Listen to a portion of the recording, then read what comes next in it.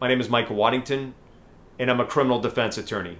I have been aggressively defending military service members for over 20 years. If you or a loved one are stationed at RAF Mildenhall in the United Kingdom, and you're suspected or accused of any crime under the UCMJ, such as an Article 120 sexual assault or sexual harassment, and your career's in jeopardy, then reach out and speak with one of our experienced military lawyers today.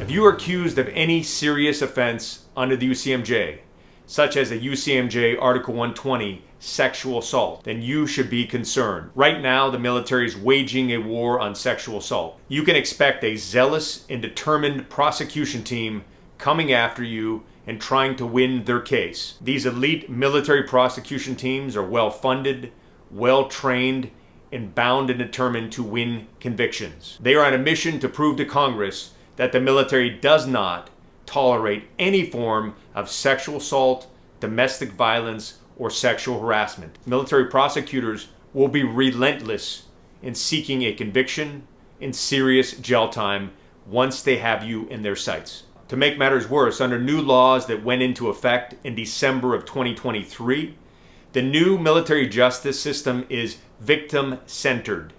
What that means to you, if you're accused, is that if a person makes an allegation against you, they are believed from the start. They won't probe the credibility of a person making an allegation.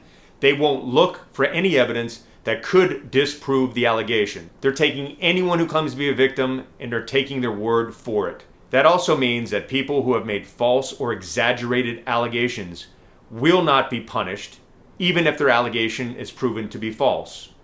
If anything, they may be allowed to retire and get military benefits for military sexual trauma, even if the allegation is proven false in court. You can expect to encounter law enforcement trained to start by believing. Therefore, you're presumed to be guilty once the investigation has started, and the law enforcement and prosecutors will act accordingly.